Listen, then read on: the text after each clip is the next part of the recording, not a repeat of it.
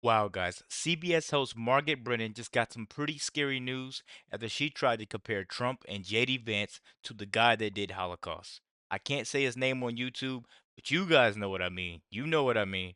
So if you're new to the channel, please hit the subscribe button so you don't miss none of the latest videos that I post.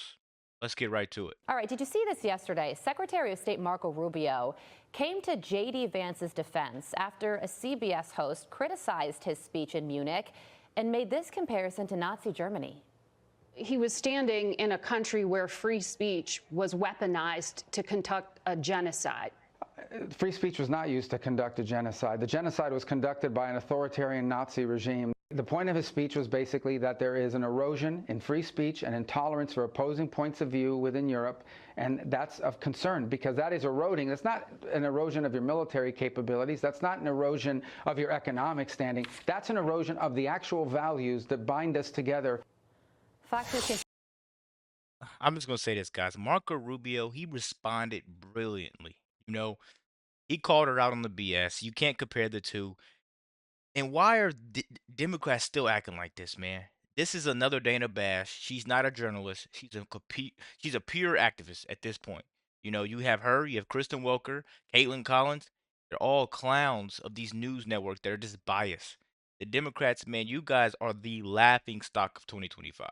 You know, Hey, I'm not gonna lie. I get all my humor now from just watching the Democrats fail and cry that Kamala Harris didn't win the election. This is crazy, guys. Let's keep going. Contributor Joe Concha joins me now. Joe, what did you think about this exchange? I don't know, Carly, thanks for having me, why any member of the Trump administration would appear on any CBS News program, and especially anything hosted by a Democratic activist like Margaret Brennan. That's one of life's great mysteries. So let's get this straight. Her argument Great is that the mysteries. Holocaust happened because of too much free speech. It was weaponized to conduct a genocide. Rubio, the Secretary of State, Marco Rubio, who is as serious as a prison fight and as sharp as anyone out there, period, Exactly. was not having it. He also asked back, why would our allies or anyone be irritated by free speech? And to his point, the genocide was committed by an authoritarian Nazi regime.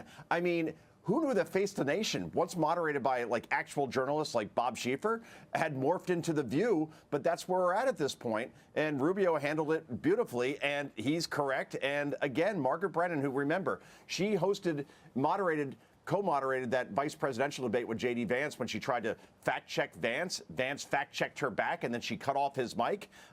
They're proving to be no different than MSNBC at this point. It's Exactly. bizarre. Yeah, I mean, as a journalist or a host, you never want to become the story. I can't speak for her, but that may be a moment that she wished she got back as it makes its way through Twitter. I mean, it was one of the top trending topics on X yesterday.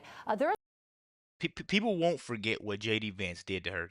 In that interview, he stood up to this clown and he embarrassed her. She's a complete embarrassment to CBS. I kind of want to know what you guys think. If you ask, everybody always gets mad at me when I say this. The word asked, if you ask a person that lives in Germany, can you compare the two? They're going to look at you and might smack you. Like, you can't compare the two, man, because people really suffered and people really went through things through those times. A lot of people lost their lives. That was a genocide.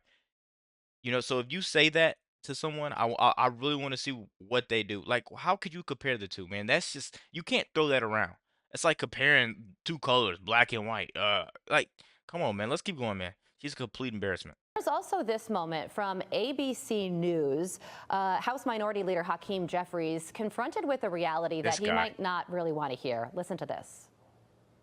Donald Trump's favorability rating is actually higher than it ever was the first time around. Let me 63% favor federal government's recognition of only two sexes, 60% favor deporting immigrants who entered the United States illegally, 60% favor expanding oil and gas production. Is there anything you are seeing that Trump is doing that you are in favor of, that you think is the right thing?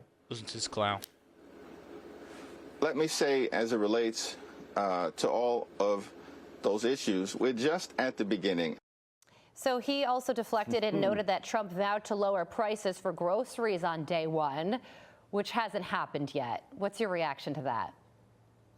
The reaction is that we are exactly 28 days into this administration. And if the Democrats are going with a strategy like, well, food prices haven't come down yet. It hasn't even been a month since this president took office. And for 4 years, this is the Democrats' big problem. They didn't talk about inflation. Yeah. They told us it was transitory. They blamed Vladimir Putin, the Putin price hike. Remember that? Pushed by Jen Psaki and Joe Biden. And now saying, why hasn't the prices come down yet?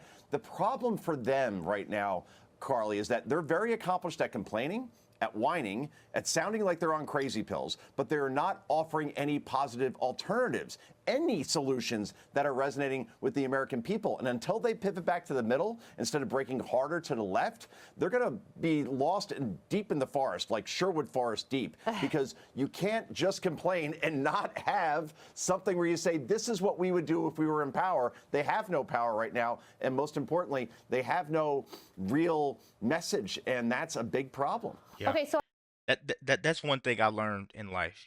These people will say anything to make it look like the Republican is never right.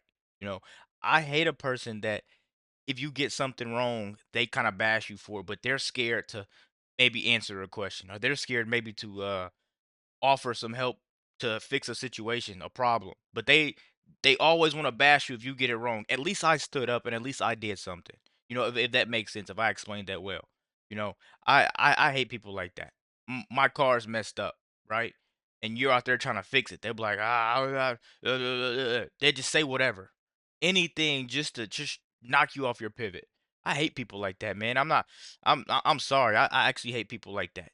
Never want to contribute and try to help. They always want to bash you. These news hosts, man. I also want to get to this with you. A controversy back in the news 12 years later. A former NFL player, Jonathan Martin, if you remember his name, has come forward saying accusations of bullying he made against his former teammate Richie Incognito, which sparked an investigation and a racial controversy that permeated through the media, were not true. Martin told ESPN, quote, "I never believed for a second I was being bullied, but my mother had her own read on the situation. It's a story that I've been trying to fix for 10 years. What's your response to that? I mean, if you remember, the media went wild over this story. Oh, yeah. So this is the Miami Dolphins, and this was an offensive guard, a lineman, Richie Incognito, who was accused of bullying, accused of racism, and the media went with it with this whole narrative that you are guilty until you're proven innocent. This was Bullygate, and Richie Incognito's career was destroyed as a result of Martin's accusations pushed by his mother.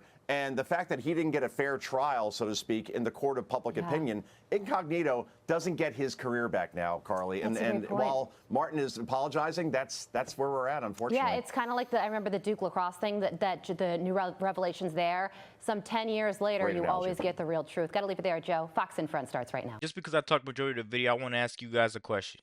Do you think she should be sued or fired for saying something so completely wrong? Let me know what you guys think about the video. Be sure to like, comment, subscribe if you're new. And as always, let me know what you react to. We're out.